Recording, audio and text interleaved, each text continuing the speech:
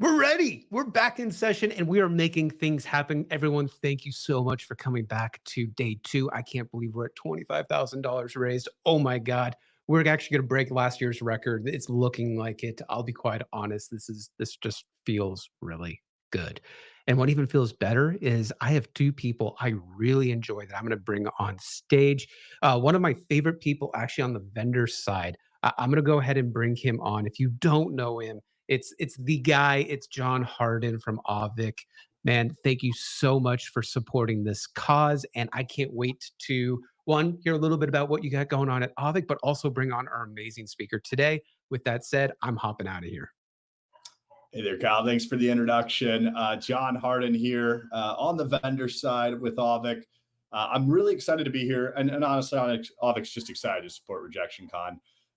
Most people know us in the channel, so I'm not going to bore everybody with an elevator spiel. If you don't know, check us out. We do some awesome things around the network, awesome things around the SaaS management built for MSPs. We've been in this channel for about 10 years. And we love working in it. And that's why we're here to support Rejection Con and the Tech Rule Fund, which is another amazing initiative. So I'm just honestly honored to be part of it, but I'm not here. Like nobody's here to listen to me. Let's jump in and let's introduce Bryon. Let's bring Bryon on stage here real quick. Hey there. Hello. Now, Bryon, we had a little bit of technical snafu in the background, which is what we deal with. We both came out of the MSP world, each of us, so we know how to work through tech snafus. Yeah, sure. But I'm excited to introduce Bryon. Today, he's going to be talking about a conversation really from his published book. What was the book published, Bryon? Yeah, it's Leadership at the Edge, embracing the Hyperloop mindset to accelerate business growth and success. It's built out of the 18 years that I've been running an MSP and still do. Now, I'm really impressed with not only the fact that you could run an MSP and write a book. That itself deserves an award. But your book is a 6-time winner for the Inc. 5000's fastest growing companies. Is that the case? Or your MSP is MSP, one of the fastest growing as well. Right, yeah. So fast growing and yeah. 8-time best place to work, which is really impressive given the hard job that MSPs have to do in working with our customers. And so I have no doubt that you're going to be sharing some amazing content with us. Thanks for rolling with me here, Bryon, as we figured things out. I'm going to step back off the stage here and I'm just going to listen to your conversation. I'm excited to be here. Awesome. Thanks, John. Okay. All right. Awesome. So let's begin here. So my fellow MSPs out there, welcome. I feel fortunate to present to you today on something that is near and dear to my heart. I know it's tough to run an MSP, and so I hope this topic will resonate with you and help you and your MSP take to the next level. So this is the content of this presentation is based on my book, Leadership at the Edge. And I think that we'll use a Hyperloop mindset today to help you build a high performance IT organization.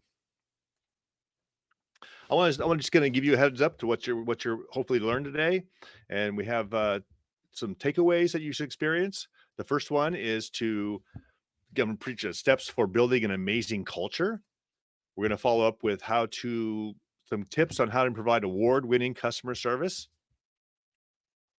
We're going to learn and talk about how to get out of the weeds and work on your business. I know that's a tough thing for many business owners because there's so many demands, but so there'll be some good tips in here for that. And also, we're talking a lot about resilience and becoming a resilient company and some of the factors about your culture that will help with that. So just quickly to show you, I know a little bit about what's going on here in the MSP world. I have been there and still am. I still run an MSP, and I know your pain, your worries, and I think I can show you how to take elements of your business to the next level. So this presentation again is based on my recently published book, and I intend to give you the basic framework today and talk about leadership at the edge. So what is leadership at the edge? So I want to be clear. This is not leadership on the edge where you're on the edge of a cliff, you're ready to jump off. This is leadership at the edge. And I'll describe what that means. Leadership at the edge is essentially hiring the best people, give them all the information they need to succeed in their jobs, empower them, support and grow those people as leaders, and that allows you to shape your company and your future. So leadership at the edge is not pushed from the center, from sea level. It's pulled from the outside, from the edge. The edge is where the rubber meets the road. It's the people that do the work. Everyone does work, but people who are customer facing that are maybe don't hold a leadership title, but they're empowered to help run your business.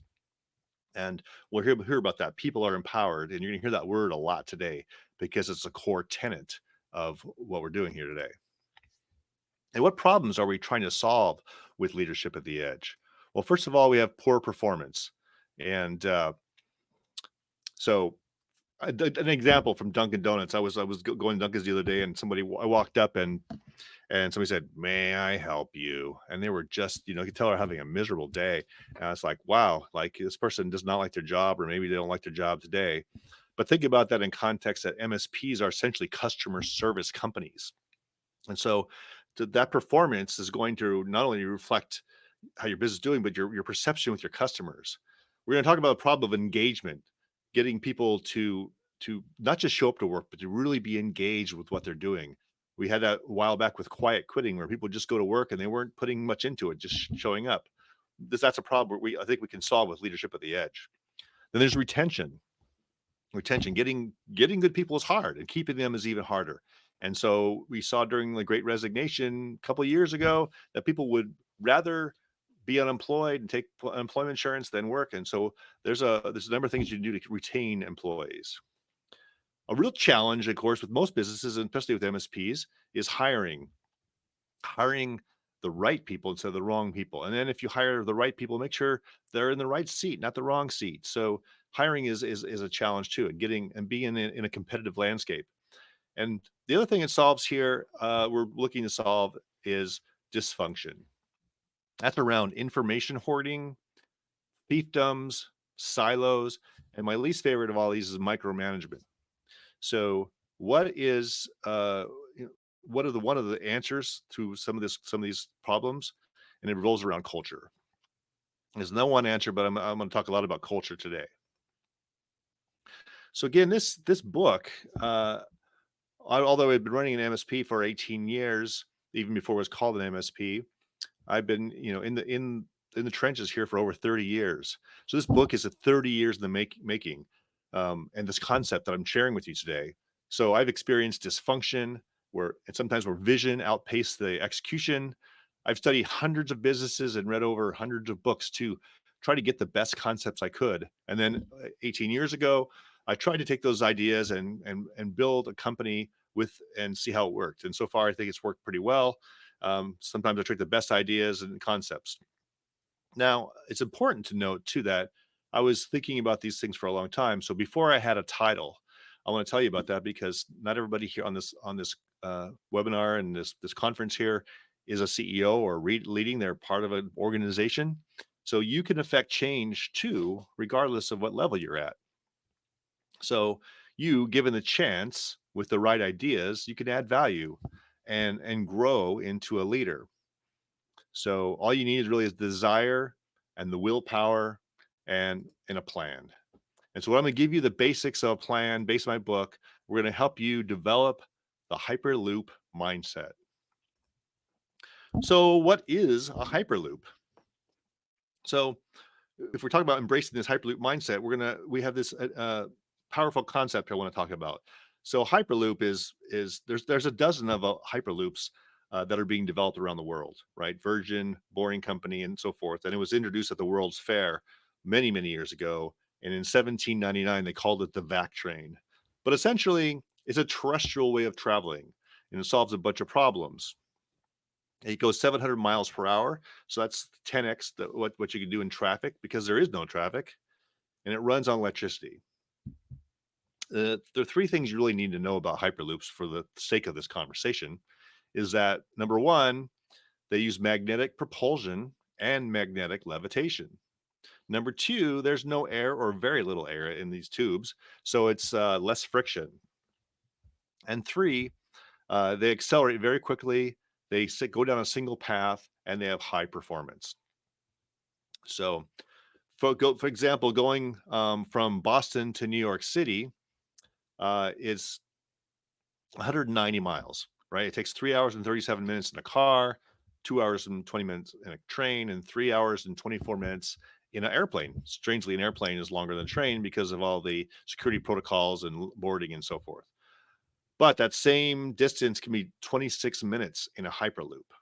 So we're talking serious performance here. And you may have to wait for the Hyperloop to be ready to go between those places, but you don't have to wait for the Hyperloop mindset. See, leadership at the edge is a differentiator, and by building, your high performance IT organization, you can use these concepts. The Hyperloop concept and mindset disrupts. It helps you in your industry, especially in managed services. And so, whether you're leading a company or just starting, there's some ideas here. And I'm going to throughout this next part of the presentation, I'm going to go through 4 key concepts that'll help you. Step one, we're gonna talk about building the terminal, and laying the tubes so they have a place to go. This 700 mile an hour, so that's really critical for the business. Step two, we're going to talk about the power of magnets, the magnets in your business and how to use them. Step three, we're going to talk about reducing friction, reduce pressure, remove the friction from your business. Step four, we're going to talk about how to accelerate and operate. Because if you can imagine a Hyperloop going back and forth, you have 54 passengers every 2 minutes. That's imagine your business operating at 10x the speed and low resistance with repeatable procedures. So that's applicable to your business and your career. So to start off with here is an idea one here is this picture here, or this concept is the Mex loop. And it's a proposed Hyperloop in Mexico. You can see this large round building with Hyperloop tubes coming out of it, and they go from city to city. And for your business, these tubes, this terminal really is your core values. See, the thing about these Hyperloop tubes is that you can't go anywhere but in the tubes. Like, you can't stray from them.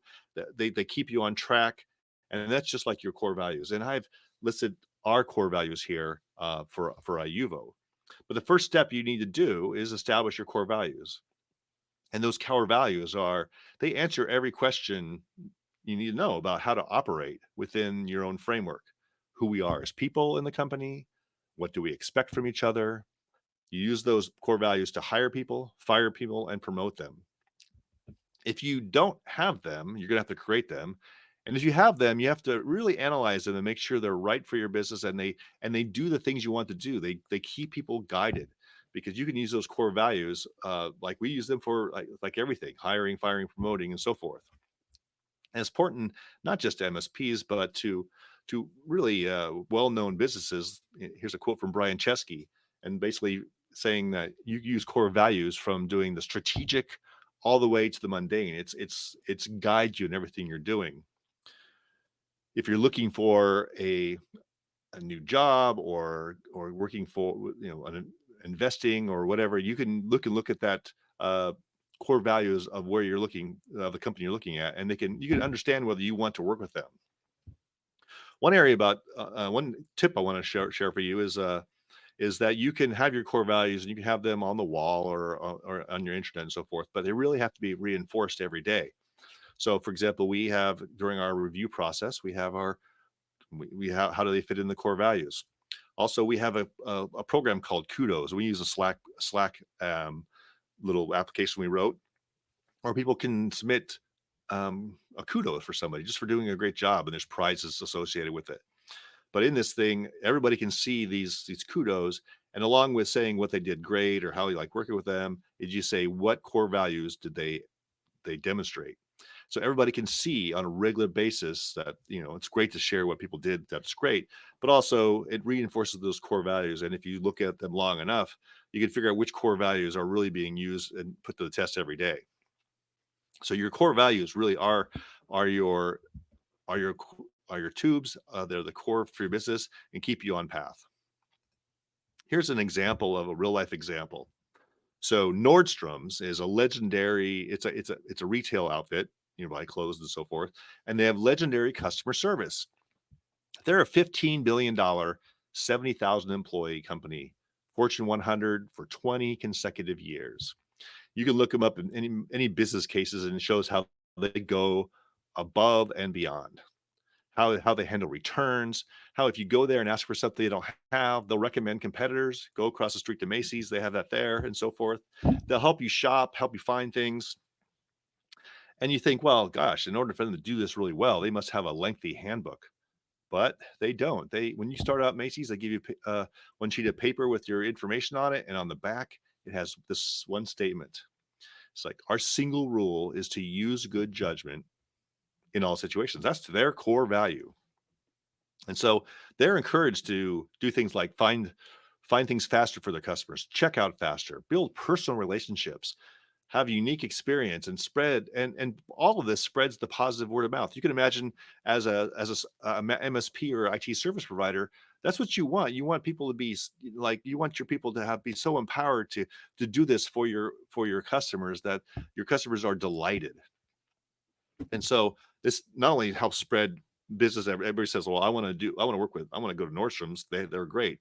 But also, if you like your job and you're happy, unlike the person I talked about in the Dunkin' Donuts example, again, nothing against Dunkin' Donuts. I still like them. That person didn't like their job. But the then you're going to get a lot of people that want to work for your company. And the more people you have in your working there, it's going to be easy to hire people, because you're going to have your choice of good people, and you can find the best people. So this is your reputation. This is it helps you have a competitive hiring process. The next thing I want to talk about is the power of magnets. So in this Hyperloop, we have magnetic levitation, we have magnetic propulsion. It uses magnets. And so in Leadership at the Edge, you have magnets, and that is, you're attracting the right talent. And that's having a rigorous hiring process. I mean, many famous companies like Apple, for example, Steve Jobs is all about finding the A+ players. And that's because they just work so much better than you could have fewer A+ players. Maybe they're more expensive, but they could be worth it. And I want to say that these A+ players are not purely based on experience. It's hiring people who love to learn, who have a growth mindset. They can bring something to the table, and they have an internal locus of control, which means that they control their own life, their actions. They take accountability for things, and so these magnets are really core to your business and attracting the right people. So in our company, for example, we have a pretty rigorous hiring process, and in the end, if any one person doesn't want this person to work for us, they don't fit the core values, they're not right, we don't hire them. And if they happen to make it through somehow and we realize they still don't fit, we try to part with them soon, because it's so powerful to have great people. And when you have these great people, you have to nurture them, you have to invest in them, you have to empower them, give them benefits and flexibility, like Nordstrom's, give them the power to make sound judgments, because happy employees give great service. You cannot give great service if you're not happy. And as an employer, it gives you peace of mind. And so this is a key tenet of Leadership at the Edge. Jim Collins, who's a well-known expert on business, and in his many of his books, including Good to Great, he talks about not just the right assets, but the right people are super important. So one thing about these magnets is that when you talk about Hyperloop, the magnets are electromagnets. So they provide power to the system, but the energy they get, the magnets, that energize them, are these A+ players. The A+ players, A+ employees, those are the ones who give the power to the magnets. because they want to work with other A plus players. They see them, they recognize them, and they don't tolerate B or C because that drags them down. Now, if you hire, there could be some B players that are on the edge, like they you think they can grow to be an A player and they just haven't had an opportunity. That's different. But if they're consistently B, then they many times they want to hire C players because it makes them look better. So really is the magnets and the power of this is of the people, and it feeds upon itself. So how do you attract the best people? And what if I said that it's culture? I think the answer is culture. The culture of your company is super important. And really, culture is to hiring as marketing is to sales. When you have your culture, people want to join a great culture, and I'll talk more about that. So you need to build this empowering culture. Leadership at the Edge is really about that. It's about building a place where you can collaborate, share, and there's coaching going on. I want to give you a real life example is that as although our company has been doing really well for a long time, we had a period of time where we were struggling big time on sales, and we ended up having to lay people off. But we really strongly believe in our culture, and we did everything we could to not do that. But 2 months after that, we applied for the Boston Business Journal's best place to work, and we won. And so what that told me was that even in tough times, when you have a really strong culture and you build this up, it has all these elements that it's going to get you through the hard times. And people are still, regardless, people know you still care about them. And so culture and brand are really two sides of the same coin. Internally, culture is your operating system and why you exist, but it really is a reflection of your brand.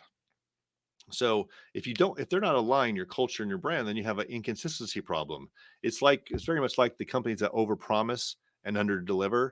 We're great, but inside they haven't worked on themselves or the employees aren't happy or they're not doing good work.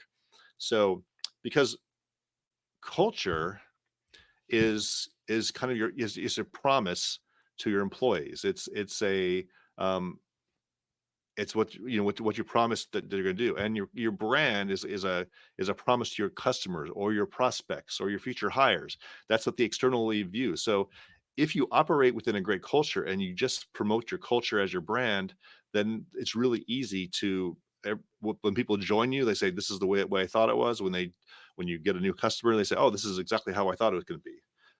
So this having a great culture really resonates with them, and that attracts, of course, more great talent because when you have great culture, great people, and so forth. Some companies even have used culture to disrupt a market. Netflix is very famous for they have a culture deck. You can Google it and find their Netflix culture deck, and it was a very long PowerPoint talking about their culture and how they work things. And of course, they disrupted that whole market. And even more recently, Nest they wanted to build a culture of disruption, and they took a very stodgy market and then they empowered it with technology. So before Nest, who thought the thermostat was cool? Probably not a lot, right? So they use their that was their brand and their culture. So the next part we've talked about here is reducing friction. And friction in the Hyperloop, the big idea is to take the air out of the tube so you don't have all this friction. Imagine like when you're traveling in your car and you put your hand out the window and you feel that friction of the wind. So you can reduce that. So in a business, there's many ways to reduce friction. The first one is providing a roadmap. And many businesses do this, but you have a 3-year plan, a 1-year plan, a quarterly objectives or rocks. It's visible, it's clear, available to everyone. So that's the trick, available to everyone. I find that some companies only the management team knows the vision, and they tell people just go hand your tickets or do whatever. And really, it takes that extra step to promote, to advertise your plan, so everybody can, and it puts you in scrutiny too because you have to answer like, what does this mean? But that gets everybody on the same road and reduces that friction. The second element is open book. Now, this is even harder, I think, for most companies. And so you have to open your books, I mean, open your finances to everyone in the company, your balance sheet, your P&L. And and frankly, people are afraid, like, what if they see how much our profit is or whatever? And so I'm not saying share salaries or share anything that's confidential on HR wise, but if you have these A plus players and they say and they look at it and go, wow, how come I noticed our gross margin is down, or I noticed that I talked to a friend and he gets better margins on Microsoft. Let me see what I can do. The more you expose to people, the more that they can help you in the business and they can accelerate. So it reduces that friction. Now, I will tell you, sometimes in most cases, not everybody, especially technology people, understand the balance sheet or what's going on. So you have to do some other education. And then by educating others, it helps you become stronger with your finances too. So I would that's a key area to remove friction. And then open door. Open door essentially is eliminating hierarchy and bureaucracy. And so, whether you're the CEO or VP or so forth, um, you have to make it anybody should be able to go to you. Why should you don't make them go through 3 layers or 2 layers? Just like if you have the answer, go to directly and get the answer. Um, I found in reality that sometimes newer employees or early career employees may not be as willing to go straight to the CEO or so forth, but having the door open and emphasizing that um, takes a lot of friction away. And what this really does overall is build trust. I think the trust is if you have the books open, the roadmap, open door, everything's open, everyone's A plus players are ready to go. They want to do things. It builds this culture of trust. So trust. Simon Sinek is one of my heroes. He has a lot of good kind of books and ideas and so forth, but it really gets to the heart of it when it says that if you have trust, you trust your people, you get leaders. And that's what we're talking about, is building people in your company as leaders. And one of the things I told you could take away with is starting to work on your business instead of getting in the weeds. And this is one of the way you do that, is to get people and help them become leaders. And so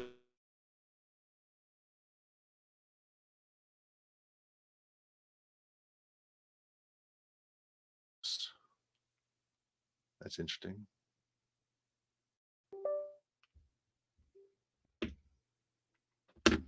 Let's see. Can you guys still? All right, you can still see that. Great. It went away for a second. Okay. Um, so yeah, you have these you have all of these elements, and and you have trust. Will there be mistakes and trusting people to do things? Sure, all the time, but they learn from that. And as you know, think about your mistakes, my mistakes. When you make mistakes, you learn so much about it. And so if you trust people to do things without micromanaging them and so forth, they will make mistakes. And we have something saying here in Iuvo that when you make mistakes, let people know about that, and then we can all learn from that mistake, so we all avoid that mistake. And people aren't afraid to do that. They can innovate. The only way you can really innovate in your company is to say it's okay to fail and try. And so because this trust is 2 ways, right? So empowerment leads to trust. So now we have now we need to accelerate. We have the magnets, we've got low resistance, we've got these hyperloop tubes, and we need an empowerment process to create these company of leaders. And so it's important to realize that a leader is not a title. It really is uh, someone that you're willing to follow. And that's we found this regardless of somebody has 33 years or 2 years of experience, they have something to offer everyone. So if you think everyone's a leader, then who am I going to follow? But I think that's the wrong way to think about it. It's a mutual lead and follow relationship. I feel like as CEO, I'm really trying to work for my people and help them, empower them. And everybody has something. If you have the right people, everyone has something to offer. And important, we were going to talk about this in one of the takeaways is about resilience. And so in a hyperloop, moving, there's a lot of challenges, right? To be resilient, you got to make sure those tubes don't lose vacuum. You got to make sure that you got to handle earthquakes and weather and whatever may happen to it. So it really does require. It's a very the reason why there's not hyperloops everywhere yet is that there's significant challenges. But really, it comes down to grit, really, and grit is it's guts. It's basically trying to solve those unsolvable problems. And you see a lot in sports. You see it in Olympics. People, who perhaps fell during a track race, and then they came back. They or you see it in the Navy SEALs and so forth. They just grit, pure determination. And so I could ask you, like the audience in general, to think about any recent events that were super difficult. And of course, I think everyone can relate to COVID. A lot of a lot of challenges there. And but I think the IT industry really had a hand in making it easier for people, giving them laptops, remote connections, work from home, and so forth. And right now, there's a lot of instability in the stock market or tariffs. People aren't sure what's going to happen. So it's a chance when you create the right culture, you can have resilience and grit built into it. If you hire people with grit, that's great, but you can help them be gritty by just by building that culture of determination, and of course being able to fail and keep trying and keep trying. One of my favorite people is Bruce Lee, and he had this um, really great idea about being shaped like water. And and so like, talks about how water can be any shape, and it's like I feel like it's being formless, shapeless, being um, and being resilient. But I also, when I presented this before, somebody said they had a different view on this when they saw this, which I thought was interesting. They said, like, if you imagine the people are the water and you keep them contained in a small cup, that's all they can do. But if you put them in a big cup or let them be in a river, and they get big. And so that's really about empowerment, about, creating this environment of resilience and let people flow. And we've seen a lot of resilience with the Ukraine, and for us, for MSPs, it's business continuity, disaster recovery. It's handling security issues with malware, and generally is handling the improbable. We're not sure, we don't know what's going to happen, but we got to be ready to handle anything. Um, oh, somebody said they can't see me. Is that right? Um, okay. So now we're going to talk about collaboration. So these Hyperloop pods, they are really there's a whole bunch of things that need to collaborate and work together. And when I talk to companies and other companies about this, I've never met a person or company that said they don't value collaboration. But I do say that putting your money where the mouth is really is harder to do. And so I call it validated collaboration. So validated collaboration is essentially is having collaboration that is part of maybe it's part of your core values. If it's not a core value, it's somewhere listed in your core values that collaborating and doing things together is super important. You got to invest in tools. So tools like you could use Slack or Teams or Asana or anything where people can collaborate together. And then that collaboration needs to be rewarded. You got to have could be through a kudos type system. It could be through anything, I guess. But you have to have ways you have to invest in the tools, because really, to mention an overused term, but it really is powerful, is synergy, where really the result of collaboration is always better than any one person can do, or the individual efforts of people. So and along with being rewarded is giving credit. When you're in a collaboration situation, it's great to give credit to the other people, because the more you credit people, the more they're going to invest and they're going to keep doing collaboration. So it's really important to have that collaboration. We're getting towards the core of this is empowerment. And if we're going from 70 miles an hour to 700, and we have an empowerment and autonomy, and it's a 10x kind of situation here. And so you have this dashboard that's measuring all of these things you're looking at, and these A plus players, they know what to do. They're gonna, if they don't know what to do, they're gonna ask. They're gonna they know you have their back. They know it's okay to make mistakes if they're trying something, and they're gonna own the results. And one thing about this is you're measuring the outcomes, not the people. Here's a radical idea that I'll tell you that we do is a number of years ago we quit measuring billable hours on tickets and so forth. We started measuring success of the tickets, success of our interaction with customers, measuring different things of how we were giving good service. And so because the billable hours thing was really causing us to look just at billable hours and not the quality of things. So there's ways of doing things. I'm not saying it's right for you, but I will say if you're micromanaging people, then perhaps they're not the right people, or the problem is you, and you need to step back in a moment and figure out how to do better. So you may ask yourself, like, how can I lead? And I will say that you can use these concepts here. And even if you're not the CEO of your MSP, you can still do these things. And you only need to do a couple things here. Change that from how can I lead to how I can lead. And so you only need a couple things. You don't even need a seat at the management table. I would say I like to think of the recycling concept. Think globally, but act locally. Think big, but act locally. Start these concepts in a small group and by yourself. And when they start taking hold, people are going to notice, like, wow, you're really being effective. You're doing some great work here.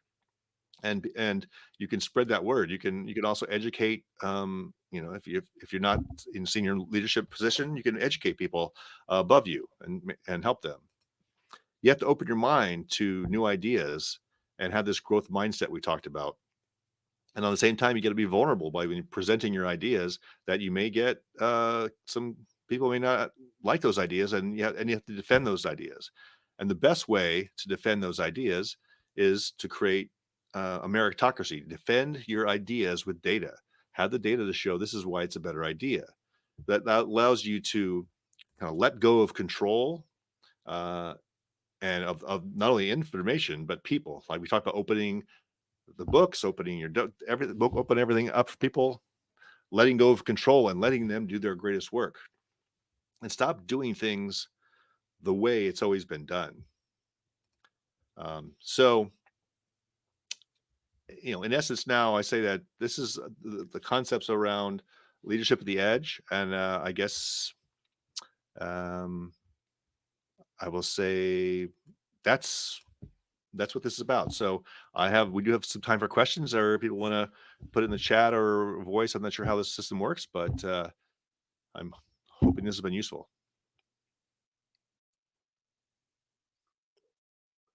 That was pretty awesome, Bryon. Thank you for presenting that. I know that, yeah, let's show that support, guys.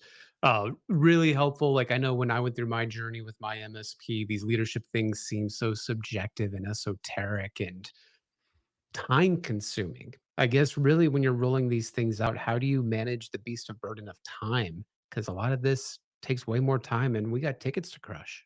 Yeah, yeah.